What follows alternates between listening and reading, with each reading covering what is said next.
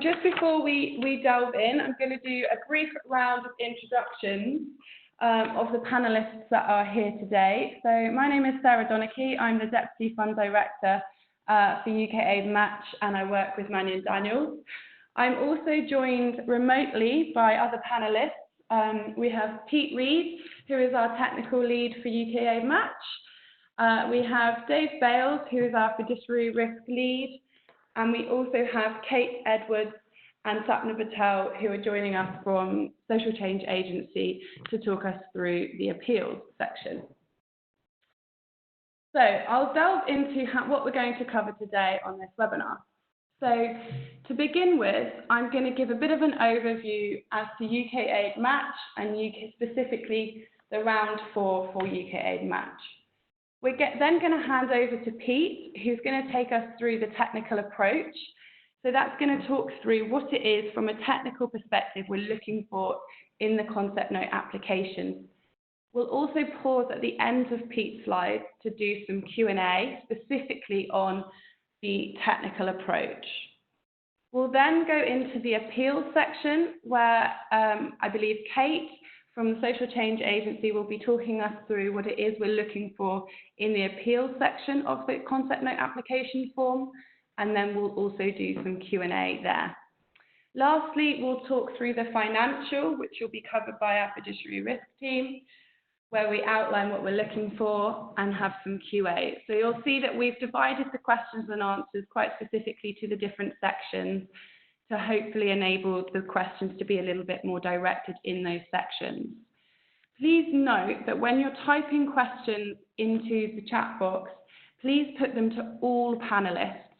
That's because those presenting today are not all in the same room, so we need to be able to have the messages and questions go to all panelists so that the relevant panelist is able to respond to the questions that come in. Okay, so I'll start off by just talking through what UK Aid Match is. You may have already joined the pre-application webinar that we held a couple of weeks ago, so you may be quite familiar with this already, or you may also know UK Aid Match previously. So Match is a 5-year, £150 million programme, and it's supporting organisations who are implementing projects in DFID priority countries. The concept of Match involves organisations raising funds through appeals, and for every eligible £1 that's donated by UK Public, the government will also contribute £1. As you may know, Match Phase 1 was managed by DFID and was run between 2013 to 2017. And from 2018, the Phase 2 of UK Aid Match was managed and is managed by a Mannion Daniels-led consortium. Match is a twofold programme whereby in the sense that it has two strategic objectives. The first of which is poverty going down. So high quality projects are contributing to the global goals and declining poverty in the target DFID countries. Alongside this, public engagement is going up, whereby a wider, diverse constituency of UK public become more engaged in international development, and that is through the appeals that the successful projects deliver. We'll talk more about those appeals later into the session. So I'll move on to the next slide and talk through the application process. So all applications must be submitted via our online portal, which is called Smile.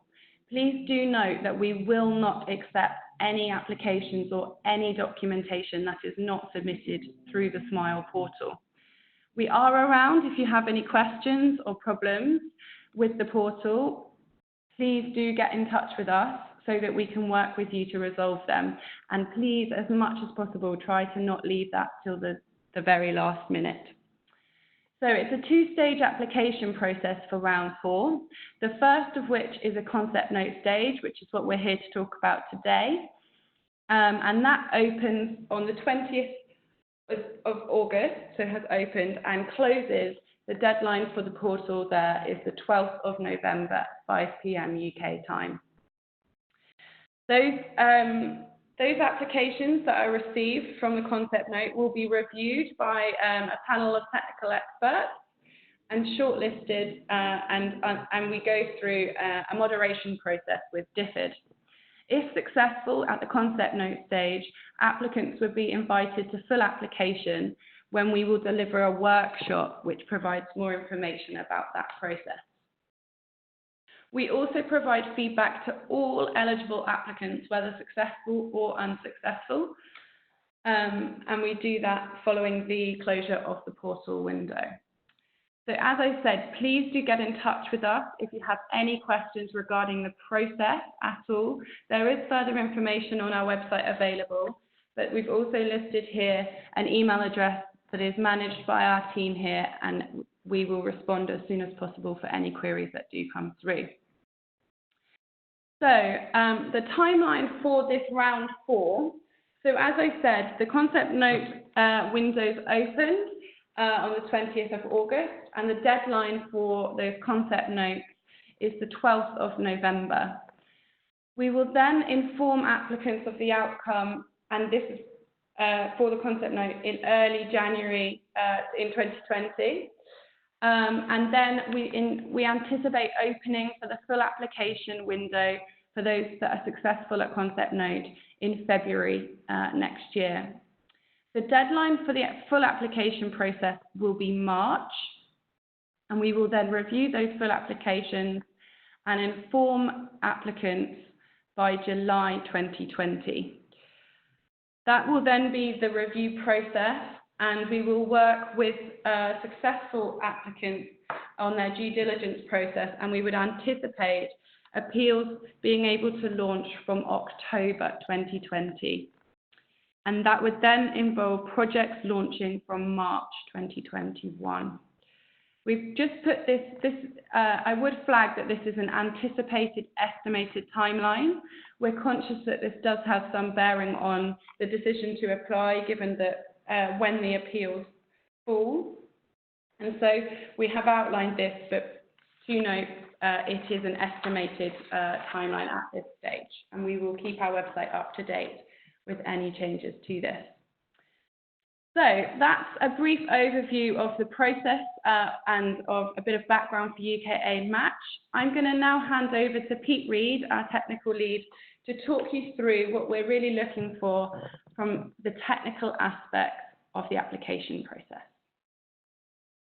Thanks, Sarah, and good morning, everybody. Can I just confirm you can hear me?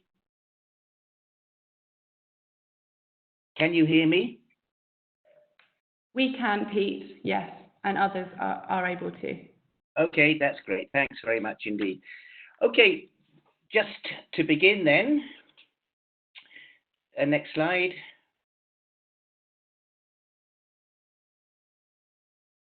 Okay, so we want to hear about your broad understanding of the national context in which the project is going to be implemented. So it should paint a wider picture of the prevailing political circumstances, plus any social or cultural issues that might have a bearing on the project. Think about all the stakeholders involved, including any who may not support the project and who might oppose it. And outline how the collaboration will strengthen national systems and processes, and how these will provide an enabling environment for success beyond the project period. Next slide.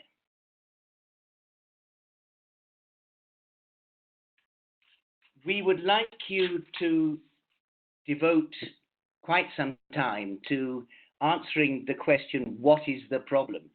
This may seem surprisingly obvious, but quite often this is not addressed adequately. So we'd like to see here a detailed discussion about the problem that the project is going to address.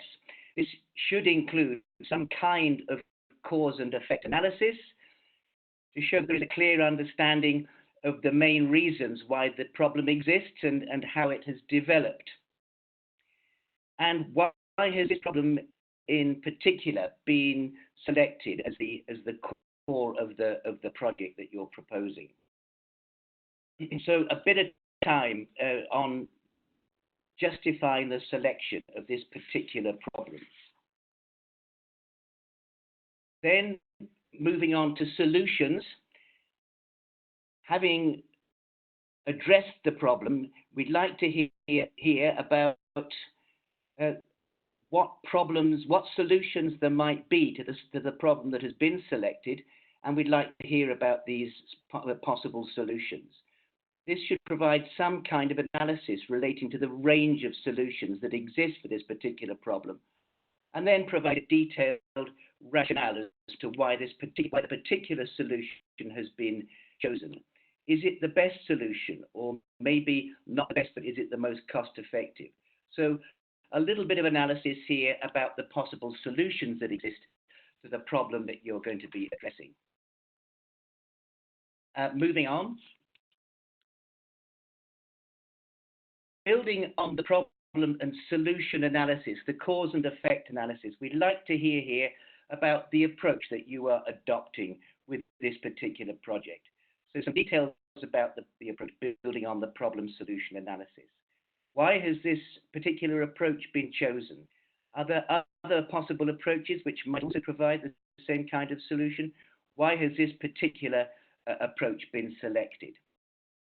We've suggested here you might want to do a simple narrative theory of change. We're not looking here for a detailed theory of change which will come with full application, but some simple narrative, possibly a very simple diagram that explains the theory of change might be helpful to support your narrative text. Okay, moving on. Targeting. Many NGOs no longer use the term beneficiary, as it describes poor people as passive targets and something that is possibly fired at. So many NGOs choose to use other terminology here, and that's absolutely fine. What we would like here is that whatever term is used, we want to know who is going to be reached by the project. We don't need at this stage detailed numbers, but we would like some early ideas about number of beneficiaries and how they're going to be reached, and how are you going to reach the most vulnerable populations. Moving on, project partners. Who will your project partners be? This may include government, the private sector, all the parties who will be joining you to deliver the project. It should also provide details of the implementation partners. It may be that you're going to be implementing the project yourselves. That's fine, but we'd like to know how it's going to be, how the project will be implemented. And it should offer you should offer here some details about the credentials of your partners and their capacity to deliver. And I think we'd like here some evidence about your and your partner's track record for operating in this particular sector or area that you have chosen. Moving on. Value for money. At this point, we don't need a detailed 3 or 4 E's analysis that will be required at full application stage. But what we would like here is simply an outline of how the benefits outweigh the costs. So what is the return on investment for UK taxpayers' money? So we aren't looking here, as I say, for a detailed analysis, but we would like you to justify how benefits outweigh costs. So something fairly simple here at this stage. Moving on. We'd like to hear about how you plan to reach out to the most disadvantaged groups here, including women and the disabled. So what is your policy for social inclusion? How will the project reach the most vulnerable populations? So I think we'd like you to outline here how gender equality and disability inclusion have been taken into consideration in your proposal. This is an important section in the proposal. Moving on. SDG focus. We would like you here to focus on a single SDG. Excuse me. It may be that your project addresses more than one SDG, but we feel that there should be a single primary SDG, and that's the one that we would like you to discuss in the concept note. Secondary SDGs will not be required at this stage, but it may be that you want to do a bit of thinking about that as well. Please note that this particular section is not scored, but we would nonetheless like to hear a bit about how you plan to make that focus. And finally, geographical focus. We'd like you to tell us a bit about the geographical focus. So we would prefer very much that you focus on a single country, but if you do decide that you're going to cross and cover more than one country, that there would need to be a strong justification for doing that. Normally projects are defined in a fairly narrow way to a certain region or district, and that's absolutely fine. So a fairly narrow geographical focus is certainly preferred. Again, there will not be any score attached to this, but we would nonetheless like to hear about that. Okay, that's the end of my presentation, so I'm very happy to take any questions. Thank you very much for all the questions, and I'll certainly respond to all of them in written form over the course of the next few days. Could you maybe pick out 2 or 3 questions there, Sarah, that you think are salient and that have been asked more than once? Yes, let's do that. So there's one here around the difference between the approach and the solutions. Yeah, that's fine. I think, let me deal with that one.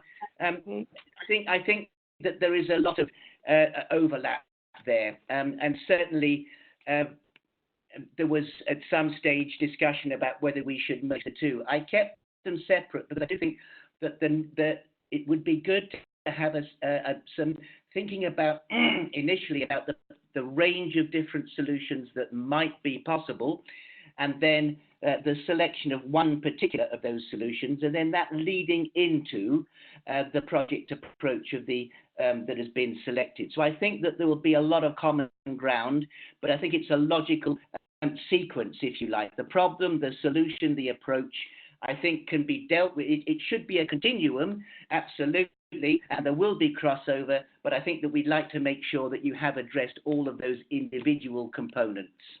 Thanks, Pete. So there's quite a few questions on word count, so I'll just respond on that. We do have to keep the word count to a fairly limited restriction, and that's just because we do obviously have to review all of the applications. You are able to submit supporting documentation, but we would ask you to try and be as concise as you can. The concept note really is designed in this round to give an initial overview of the core technical approach that you're taking. We have reviewed the word limits with the intention that you should be able to articulate that within those word limits. So we would ask that you try to be as concise as possible. I think, Pete, there's probably several questions just on the countries, I think in response to your comment as you were delivering, around whether they are, if they could be in multiple countries, what's the maximum number of countries if they're delivering in numerous districts within one country? Yeah, I think the geographical focus, we would really discourage you from putting in an application that covers more than 2 countries. We would very much prefer if the geographical focus is as narrow as possible. This allows much easier delivery of the projects and minimizes the logistical issues. I think that if the justification for covering 2 countries would be if you have a lot of learning from one country that you are carrying across into a second country, would be a justification possibly for covering 2. I would think that covering 3 countries would be more than sufficient. So I think maximum 2 with strong justification only. Great, thanks very much, Pete. There's a couple of questions on the SDG around it being a drop-down list and different priorities. So I guess just to iterate that Pete's point that is not a scoring question, and it is just a case of us understanding which SDG, which primary SDG your project is looking to focus on. If I could just add to that, absolutely, Sarah. It hasn't always been made clear. It's surprising how that does occur. We would like you to say this is the primary SDG that we are addressing with this project, and to then provide some justification. This, I think, avoids the situation where some projects might be covering 4 or 5 SDGs.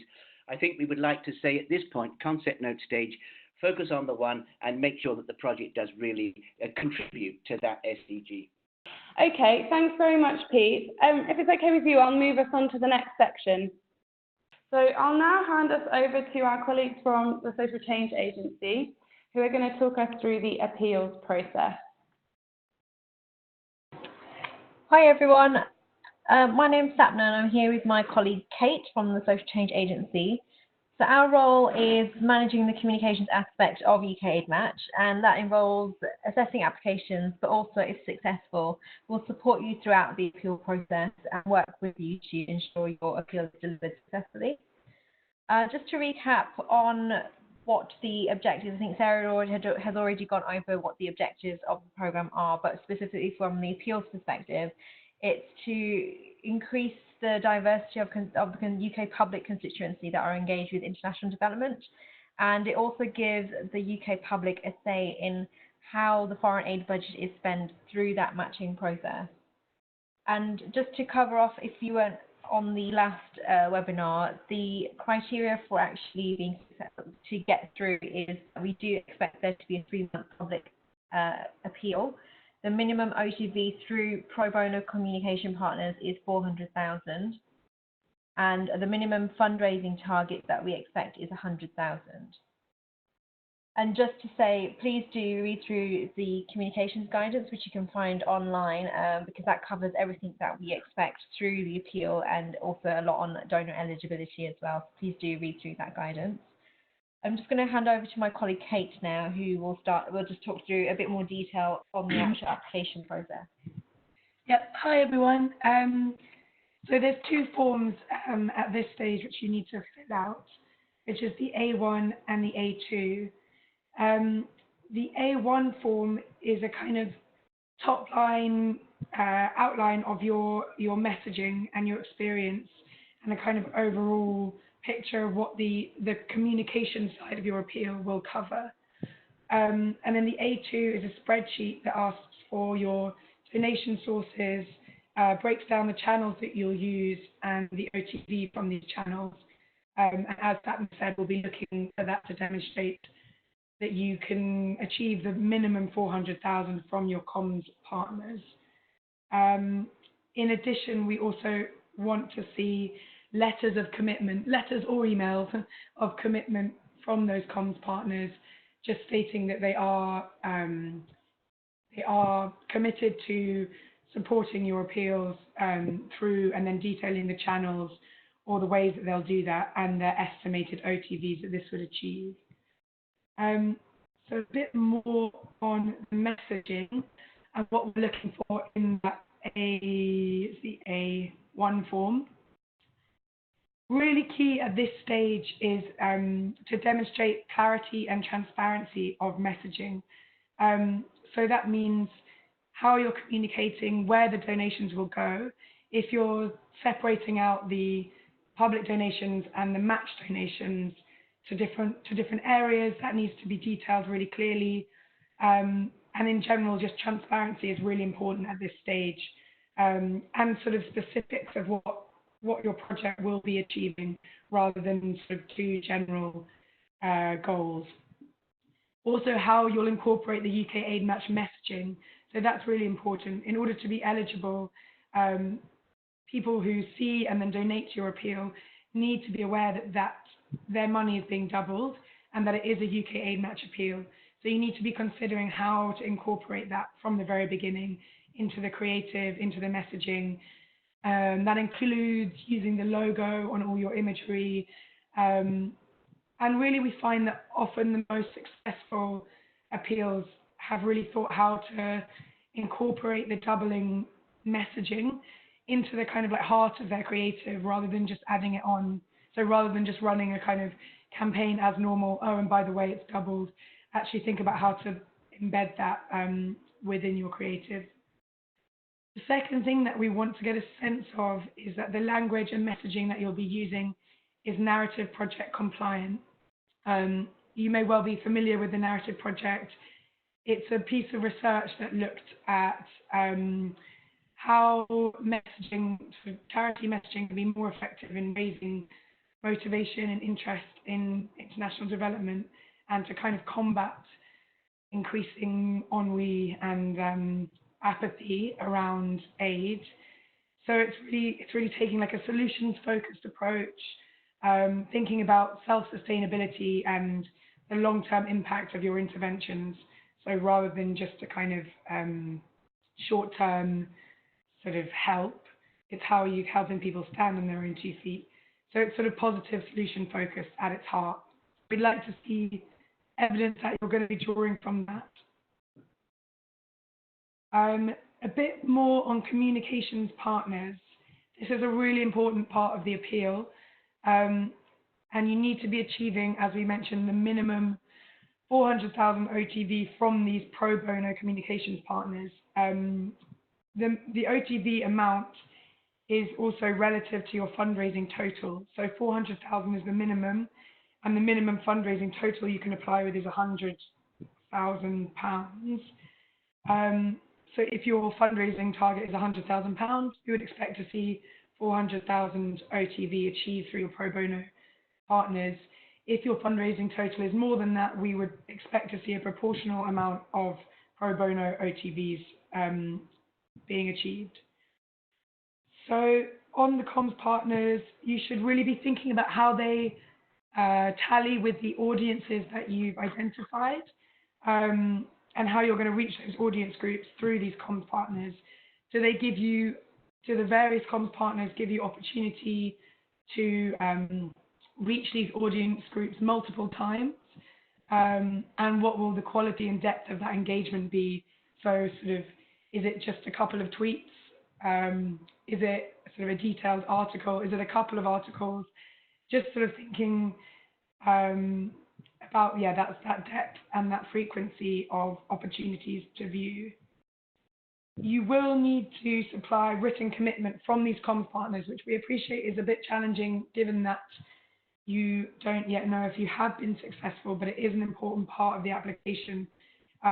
You can supply your partners with a kind of template to fill out showing their commitment, but we do need to see that they are on board and what it is that they're committing to. So the more specifics, the better.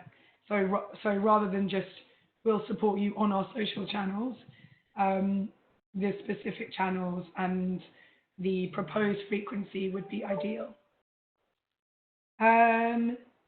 Finally, some other things to think about. What other methods will you be using to achieve OTV? So will you be, to see how you'll be using your own channels and potentially paid for if that's something that you normally do. And will you, do your comms partners, have they committed also to report back? How will you be assessing your report backs? Do you have capacity to see where donations have come from? And also a little bit about the experience in the team, who will be working on it, what's the comms team experience. It's good just to see that you have delivered appeals of a similar scale.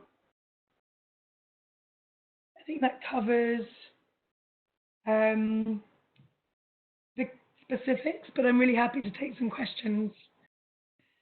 Okay, so we've got one on some more specific guidance on the relative numbers of OTV to appeal targets. There isn't a kind of formula that we're using, and with all of the application, it needs to just feel, it needs to feel right. I mean, you can see that the baseline amounts are 100 grand to 400,000 OTVs. So you can sort of extrapolate from that the kind of relationship between the two figures. But I mean, it really depends on the comms partners, on the frequency that they're offering, on the depth of that engagement, what kind of content it is. And we will be looking at that. It's not kind of like a maths problem. It's more like what style of communications partners have you gone for? What is their offer? Is it a convincing amount and depth of engagement? How many comms partners? There's no rule. Again, it really depends on the style of support that they're offering you. And I would say that comms partners, it's really broad. So be thinking from, it could be kind of local restaurants in an area committing to carrying your messaging. We've had people partnering with fitness centers, sort of celebrities. It doesn't have to be traditional media, so it's not, don't just think articles in newspapers or ad space. It can be anyone that has the capacity to promote your message in some way to your target audience. So there's no rule on the number.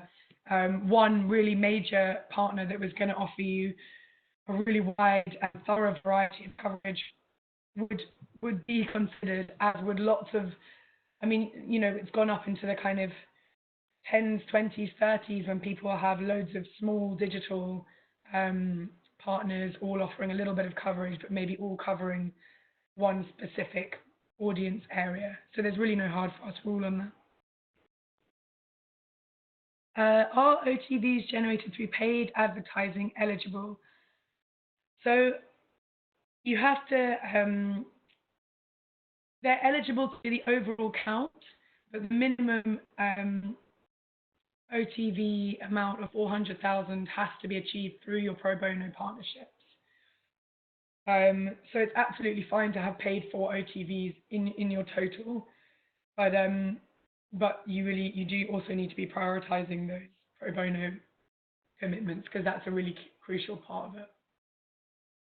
There's a question, how specific on comms channels do we need to be at concept note stage? I think be as specific as you can, as you are able to be. If it's impossible for you to forecast something, then don't make it up. But put as much specifics as you can at this point. Don't err on the side of general if there is something more specific you can say. But of course, we appreciate this is really early stage, and it's similar to the technical side, is to get a sense of your intentions, what your messaging will be, how you'll be communicating it, and it just needs to feel convincing, but it's not, it doesn't have to be super specific. A question here on how much information from the comms partners on type of channels would you like? I mean, it's a similar answer, really, as much as they can demonstrate. And again, it's just getting a sense that your comms partners really are committed to support you. So of course, if they have detailed the channels that they can offer and potentially the amount or the frequency of content that they are offering, that obviously gives an overall impression of a greater commitment than a really generic sort of two-line agreement. Yes, we'll support you on X, Y, Z. So I think push for as much specifics as possible, because that will look more convincing. But again, if you can't get it at that stage, that's also okay. Is it looked on more favorably to have paid for OTVs as well as pro bono? No. You just, I think, play to your strengths, and it just needs to be a convincing overall package. If you're purely working with pro bono partnerships and your own channels, that's completely fine if that fits your fundraising target and how you would normally undertake an appeal of this kind. So it's definitely a platform to maybe try and reach out to different channels or different partners that you might not otherwise. So it's a good opportunity to experiment, but I wouldn't bend over backwards to do things that you don't know work for you or that you wouldn't normally do just for the application.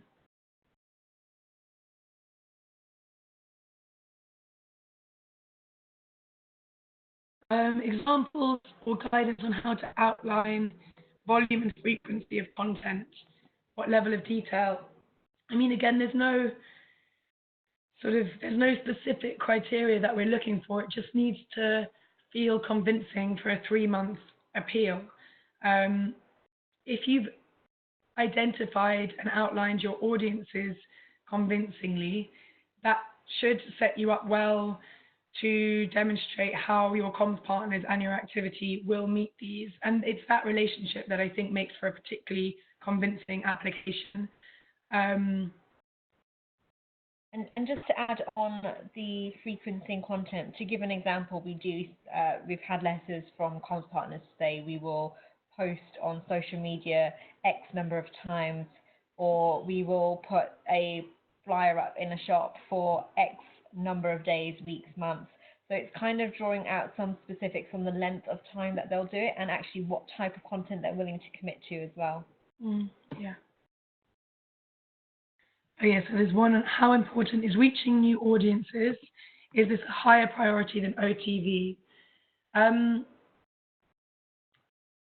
I would say, no, it's not a higher priority than OTV because your OTV needs to be commensurate with your fundraising target, and OTV is absolutely a priority in terms of the overall goal of engaging with the public and getting the public to engage with international development.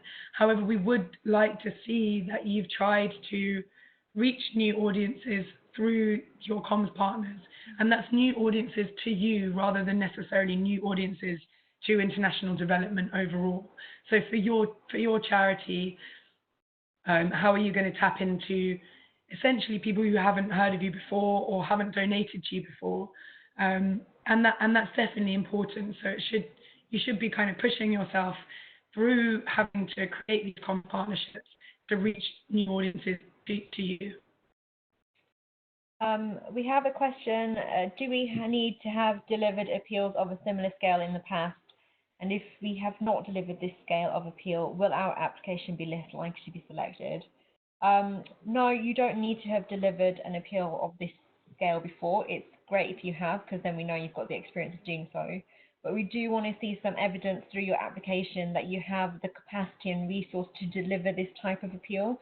It shouldn't be just one part-time person delivering a 3-month appeal, because we know then that you actually won't be able to deliver the plan that you've actually put through your appeal. There's a question, can a corporate partner's address list be used as OTV? The guidelines say that a closed customer database will not count. So, yeah, I mean, as the guidelines say, a closed customer database can't count towards your OTV.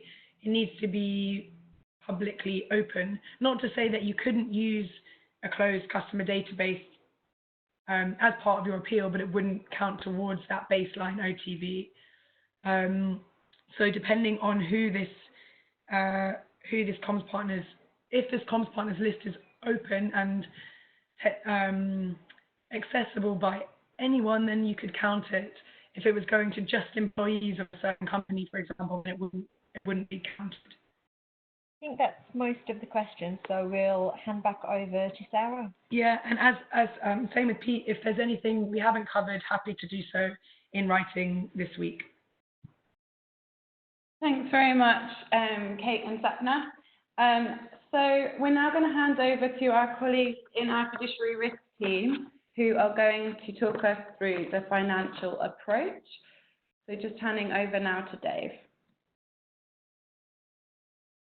Sorry, good morning everyone. My name is David Bales. I'm the head of the fiduciary risk team here for Mannion Daniels.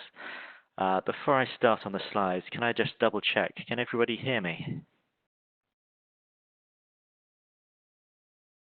Terrific. I think people can, so I'll start on the slides themselves.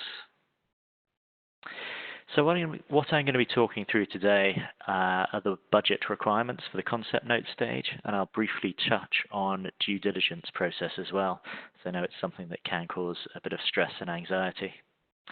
And as with the rest of the presentation, I'll allow some time for questions at the end.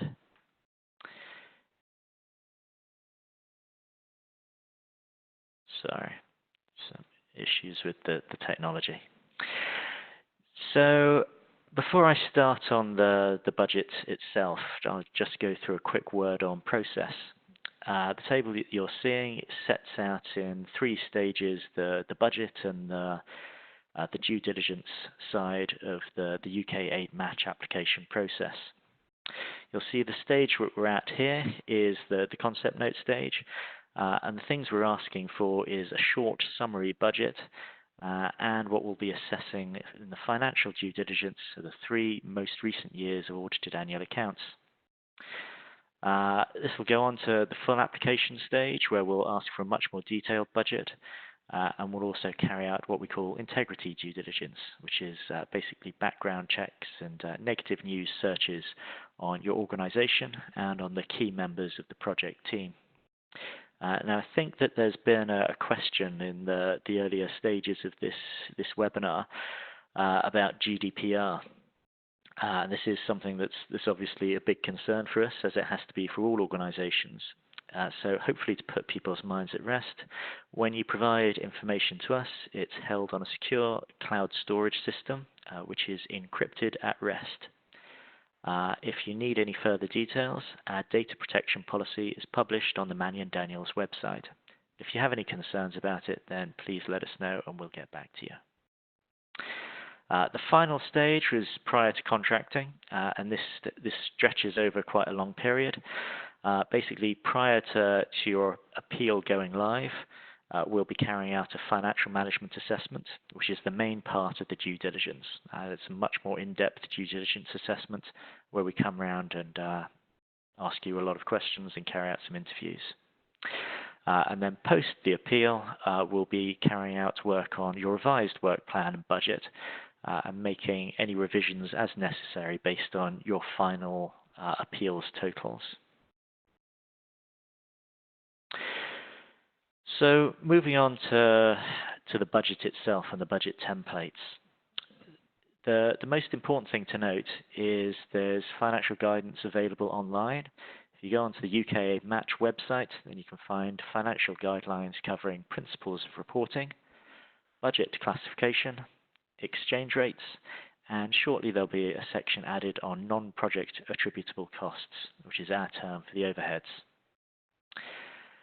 Now, while all of this is online and is in a sufficient amount of detail, what we're asking you for at this concept note stage is much less detailed. We're looking at a summary budget, so it's not something to get bogged down in too much at this stage. Just for awareness, though, the principles that we go through when we're carrying out the financial reporting and the budgeting on UK Match. All reporting of transactions should be for the project, not the grant holder. So please be aware when you're setting up a project which involves downstream partners, the partner transactions will be what's scoring against the budget, not the transactions with the partners. So if you're making a large transaction to your partner body, that's not something we need to see reported. We need to know how the partner is spending it themselves, and that'll be included in the budget. So please make sure at this stage that your partners are able to supply you with sufficient information to allow that level of reporting. As most of you will be familiar with, DFID's financial year runs from 1st of April to the 31st of March, and your budget will be set on that basis. But for now, because we don't know exactly when your project's starting, the template will just use a year 1, year 2, year 3 basis. So it won't have the particular months in there. Quarterly financial reports feed into claims and payments. So each quarter you must complete your reporting in order for the next payment to be made. And that process is carried out via Excel at a quite granular level. We require to see projects based on project financial reports at the transaction level, basically on the same level that we'd use for your own financial systems. So it should be quite easy to take a download from your finance system and just reformat it to our reporting templates.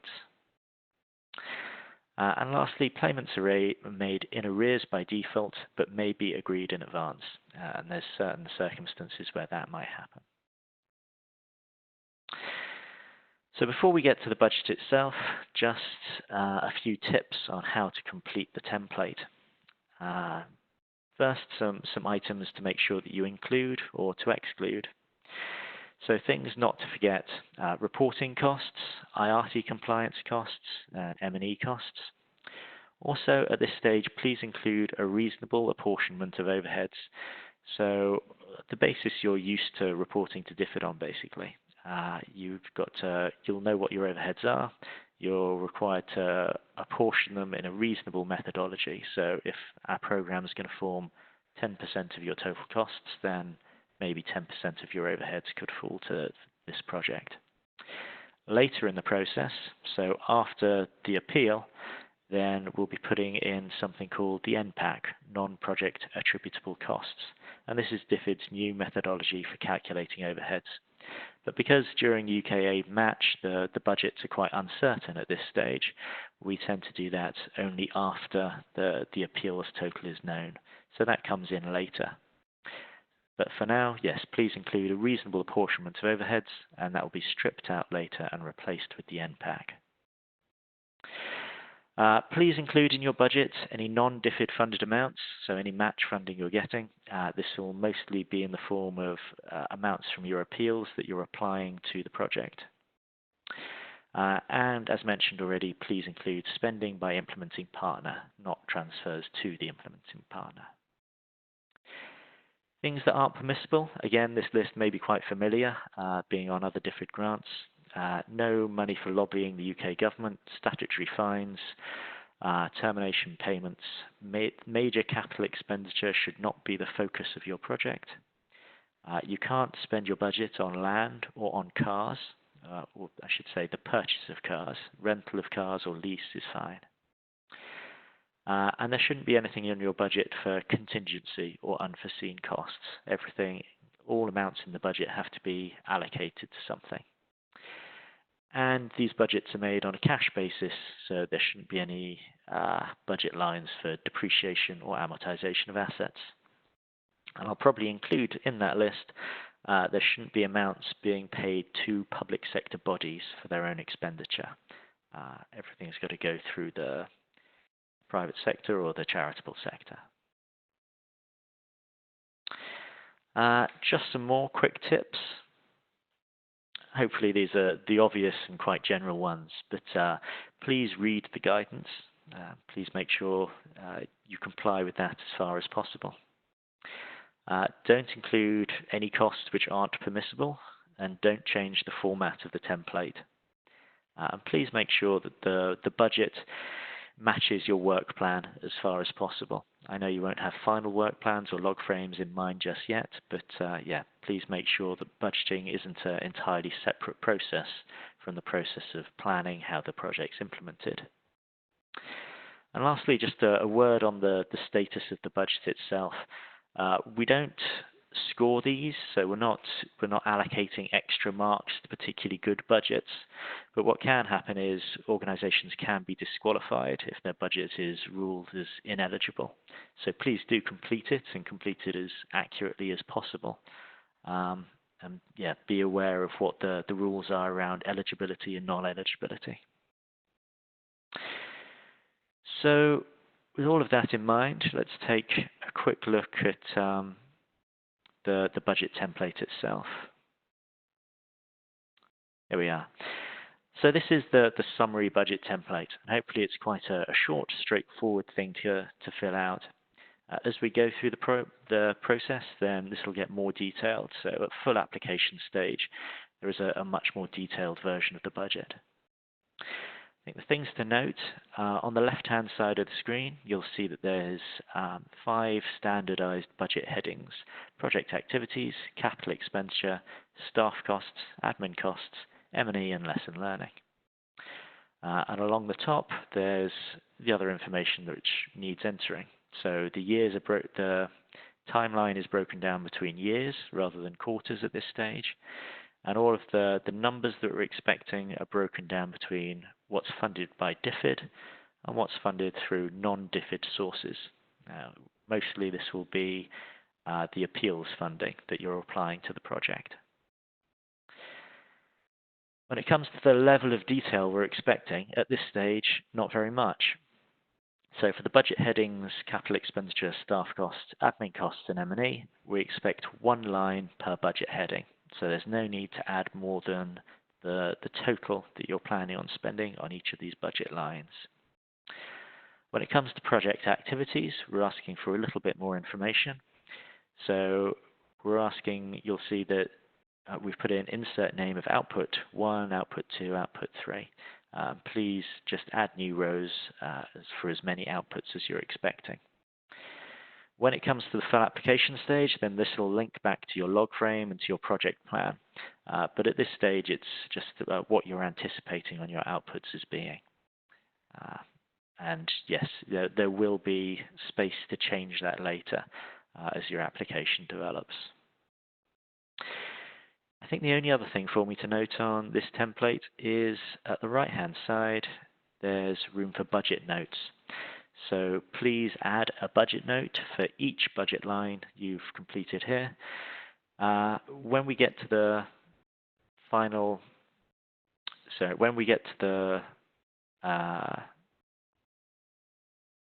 the final version of the budget, then the budget notes will be an opportunity to explain the unit cost is the main thing we're asking for.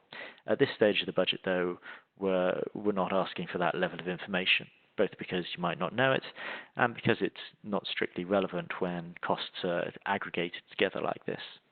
Instead, we're asking for something much more descriptive that will help the person reading the budget to understand what the project is and what the main cost drivers are within each one of those budget subheadings.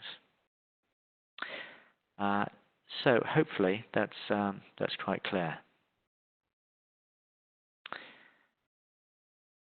If you have any trouble with your budget as you go along, then please get in touch with us and we'll happily talk it through. Now I will try and go back to the presentation. There we go. So that was all I had to say on the budget, and I'll stop for questions in a moment. Just lastly then, on the due diligence side, this is something that has created anxiety in the past, but it really needn't. There's very little to do at this stage other than sharing and supplying the information that's requested within the application form. But just so people are clear of what the process is and what's going to be happening if your application is successful. The first thing to note is the process is only fully completed on successful applicants. So we'll do what we call financial due diligence using your audited annual accounts and integrity due diligence based around the passports you provide and your organizational background documents. And we'll use a number of databases to carry out those searches. If you get through the full application stage, then we carry out what we call the financial management assessment. And this is what most people will recognize as the due diligence. It's a much more in-depth process. It involves both provision of background documents and hosting a site visit from a member of our team. And that's carried out post your application being approved, but prior to the appeal going live. So there can be quite a short window for that to take place. Once completed, the full report is sent to all successful applicants. You see a draft version of it before it goes to DFID, so you'll know exactly what's being said about you. And any recommendations that have been made are included in the grant arrangement. And I should add that since this is UK match, the timing actually works quite well. If there's lots of recommendations, then there's a window for you to complete those recommendations. There's the appeals window. So once you get your due diligence report, then you will at least have plenty of time to carry it out before the recommendations start holding up the project. The only thing I would mention was in the past, the length of time has been such that some organizations have kind of seen it and forgotten about the fact they need to achieve these recommendations before the grant starts, so it can lead to a rush at the end. I'd say once you have your due diligence report, then yeah, please start working on those recommendations so it doesn't hold the program up at all. And the last point there's probably the most important one. Assessments are supposed to be supportive and collaborative. This is supposed to be something that's of benefit to your organization. And it's absolutely not a gotcha type of process. So yeah, please don't be nervous about it, and hopefully everything will go well. Just some tips at the side there. Please don't suddenly start preparing policies when you see our list of requirements. We'd much rather see the as-is position and make recommendations. Secondly, it's very important to consider safeguarding, and that is something to start considering immediately. There's been a real focus on that in the sector lately for obvious reasons. So yeah, please make sure your organization is prepared for that. And also please ensure that your own due diligence is carried out on implementing partners. We only carry out due diligence on the grant holder themselves, not on the partners. We allow you to cascade that process. So I think that's all I was going to say on the budgeting and the due diligence front. So I'm going to close down this presentation, but there will be time for some questions now.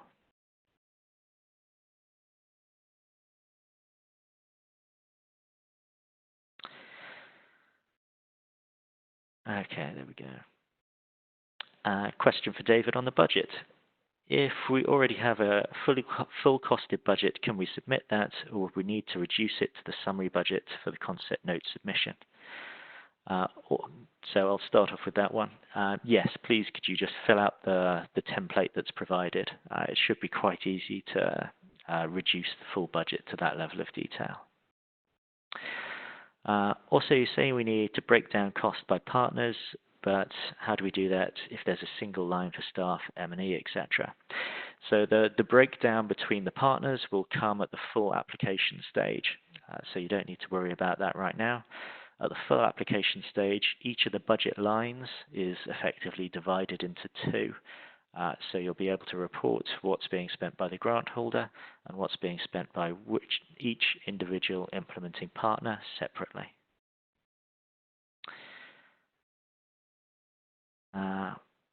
What are the circumstances under which we can be exempt from payment in arrears? So we use a formula that's based on the free cash within the organization and your own reserves. And this is something that we'll be pulling out eligibility from as we go through financial due diligence. The formula itself is based on DFID guidance, but it's not something that's published, so I can't give you the exact formula that's used. But what I would note is if once your appeal is completed, then we'll be asking everyone if they would like to apply for funding in advance. If you say yes to that, then we'll apply the formula and see whether you're eligible for it. If it turns out that you're not, but you feel you can't go ahead with the project unless you get this funding in advance, then there is still scope and flexibility to apply for it anyway. You just have to explain the reasons behind it. Can we upload our organization's articles and memorandums of association as our constitution question? As our constitution, question 1.10 of the concept note. Yes, articles and memorandum of association are very much an appropriate response to that question. Can you elaborate more on not providing payments to public sector bodies? Does this include allowances for government officials for project activities? So no, it wouldn't include that. Although yeah, there are other controls around that. We would need to make sure that the payments to the government officials are all appropriately signed off by their agencies. But the payments to the public sector, the reason behind that is we don't want UKA match going through government control systems. So that's not to say you can't engage with the public sector, you can't work with them. It's not to say you can't spend money in public sector organisations or on public sector organisations, but you can't put UK match money through these organisations. So you can't have expenditure that is reliant on their expenditure controls. And so I hope that helps. And there are, if you were planning on engaging quite heavily with the public sector, then there's ways around that. You can make the expenditures yourself and still partner with these organisations. So I hope that helps. Right, I think we're going to be running relatively low on time, but if there's any further questions, then I can answer in text or answer after the presentation.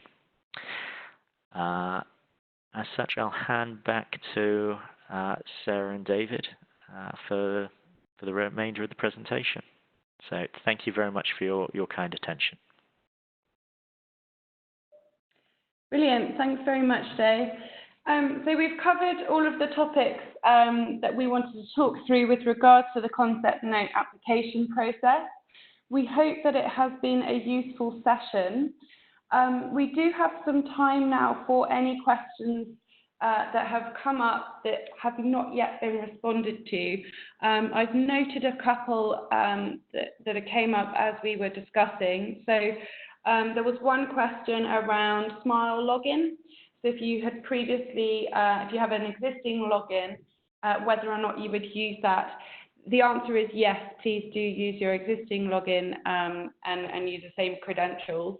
If you do have any issues accessing a Smile account that you've previously had, please do get in touch with us and we'll be able to help resolve any issues. We also had another question around the definition of consortium and the formal informalities of those and the effect with regards to the number of grants of each organisation. So just to clarify, there is further information on the website with regards to consortium, but any organisation can have up to 3 active grants, and when we say active, that's with up to 9 months remaining of implementation. So hopefully that's useful for that question. I've just seen another question come in on the concept note in the summary of the appeal. As far as I can tell, the questions are identical. So I think this is an appeal question. So if we've got Sapna and Kate on the line, it would be great if you're able to respond to that one.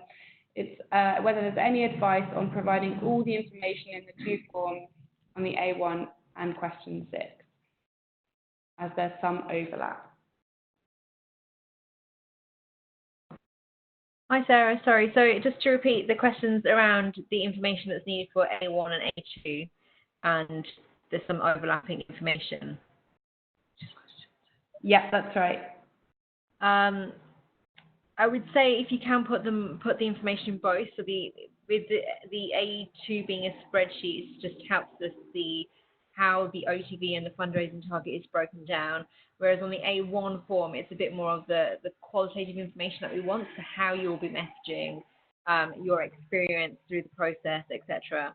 So yeah, there's a bit of an overlap, but it's kind of different detail that we need for each one. So the spreadsheet is much more about kind of numbers and the list of activity, whereas in the A1 it's just more about how you're messaging.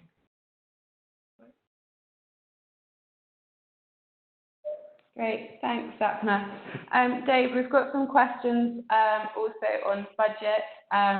So the first one is if we're able to indicate the percentage of capital expenditure that's allowed against revenue.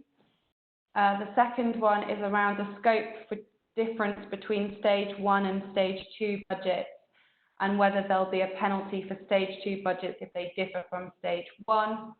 And the last one is around NPAC, so the non-project allocated costing. Will it be agreed at the rate, will it be project specific, and would it be reviewed over the course of the project? Thanks, Sarah. Yep, I can go through those. So there isn't any fixed capital expenditure percentage that's allowed against revenue costs. The only guidance that's given is capital expenditure should not be the focus of the project, but there isn't a fixed percentage. On the second one, what scope is there for difference between stage 1 and stage 2 budgets? So again, there isn't a firm limit on this. All I'd say is if the amounts in the budget lines, if the amounts in the budget headings are changing by more than 10%, then we probably ask questions, but there's no firm limit there. So yeah, it's much more important to make sure that your budget is accurate at full application stage. We might just ask for justifications. And lastly, will an agreed NPAC rate be project specific, and would it be reviewed over the course of the project? So technically, the NPAC rate isn't project specific. It would be the same for any two projects that are agreed at the same point in time. What I would say, though, is it's something that needs to be kept up to date, as the NPAC is based on the last 3 available years of audited annual accounts. So if you have a current NPAC agreed, then we still need to do the calculations and revise it based on the most recently available set of information. And then, of course, plug in the actual project costs that'll give you the pound figure that's allowed to be applied for the NPAC. So hopefully that answers those questions. Thanks, Dave. So we've had a couple of questions around the scoring criteria and scoring systems for the concept note. We don't disclose our scoring criteria. We would say, I mean, obviously Pete was talking through in his slides some elements that are non-scoring.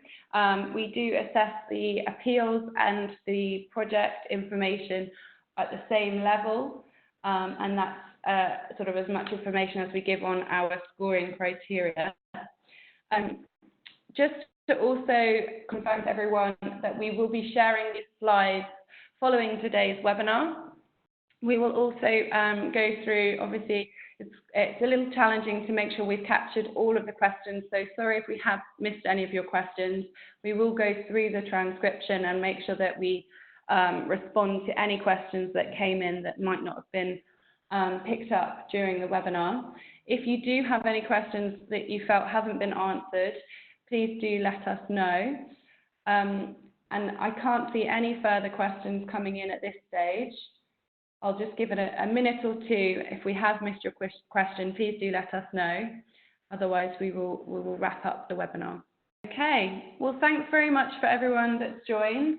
Just to reiterate, if you do have any questions or issues as you are doing your application for the concept note, please do get in touch with us. We are here to assist you in that process. So please do let us know. Thanks very much for joining today's webinar, and we look forward to receiving your applications.